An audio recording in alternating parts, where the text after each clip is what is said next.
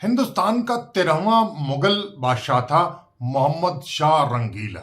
उसने अपने पूरे 46 साल की उम्र तक सिर्फ मौज मस्ती की, विलासिता के सारे रिकॉर्ड तोड़ दिए। हालत यह है कि नादिर शाह ने हमला कर दिया, दिल्ली को लूट लिया और भारत से कोहिनूर हीरा और मयूर सिंहासन, जो दुनिया का सबसे ज्यादा मशहूर हुआ करता था, उसको अपने साथ लूट गया, उसको लूट कर चला गया।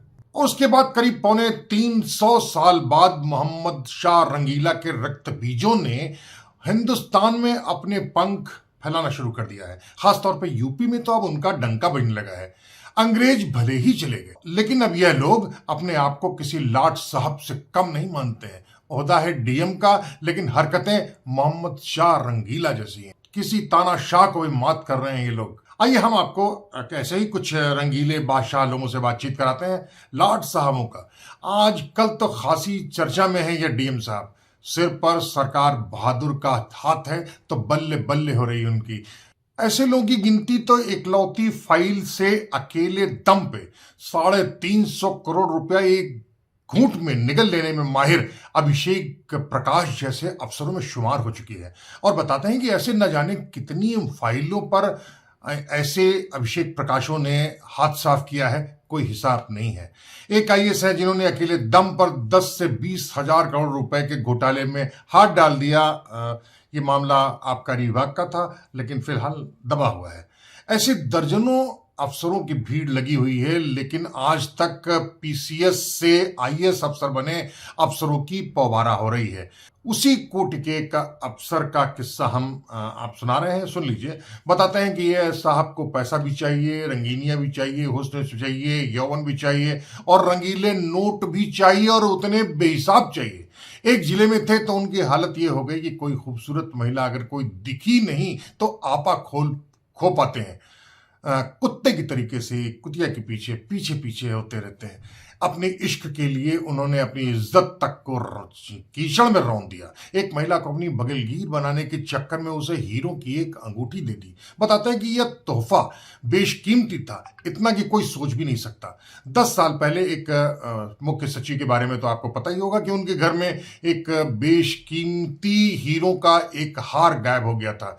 उसकी कीमत तकरीबन 1.5 करोड़ बताई जाती है, लेकिन वो भी तब भी ये वाली अंगूठी उसका 1/3 तो है ही, और तब के हिसाब से अगर रेट पर देखें तो उसका 10वां हिस्सा भर की कीमत है। लेकिन लाट साहब को दिल आ गया उनके ऊपर, तो सूर पर तो आ गया। शहंशाह तो ताजमहल बनवा सकता है। उन्नाव में एक डीएम ने तो 45 बरस पहले एक कॉलोनी तक बनवा दी थी। इन डीएम साहब ने तो उसे अपना बनाने के लिए उसका तलाक तक करवा दिया।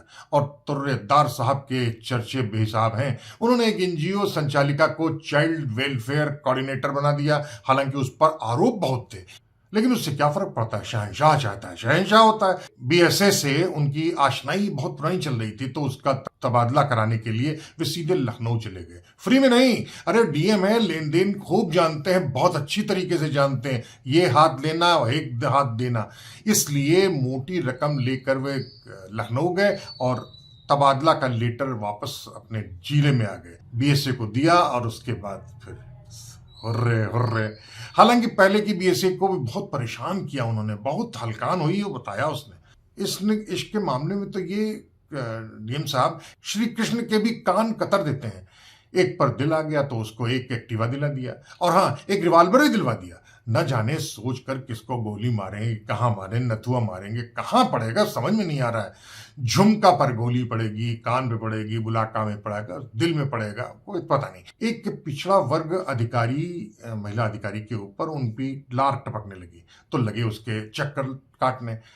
उसने भी खासी कीमत वसूली। डीएम को धोने के लिए उसने अल्पसंख्यक वर्ग अधिकारी, बचत अधिकारी, दिव्यांग अधिकारी, समाज कल्याण अधिकारी, प्रोबेशनरी अधिकारी, एडीडीओ ही नहीं बल्कि डूडा तक का चार्ज थमा दिया।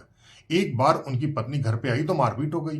पता चला कि साहब के घर में तो अक्सर में ये युवती आती रहती है, रात विश्राम भी करती है और घर भर के नौकरों के ऊपर हुक्म चलाती है।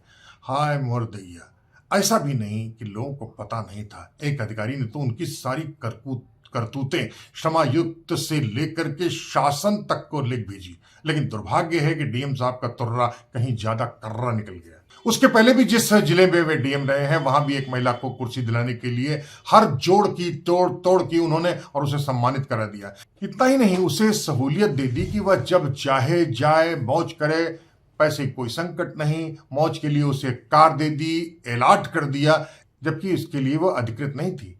खैर, पापों का घड़ा फूटा और उनका बेटा भारी नशेड़ी और चरसी ही नहीं, मदकची भी हो गया। दिल्ली में उसका इलाज नशा मुक्ति केंद्र में चल रहा है। वजह जानते हैं? वो देखते ही अपने बाप को पटक के मारता है, बुरी तरीके से मारता है। देखते ही नतीजा ये, उसको दिल्ली ले गए। दिल्ली में नशा मुक्ति केंद्र में जमा कराया। पत्नी भी क्या करे, बेटे को संभाले या अपने दुराचारी पति को संभाले।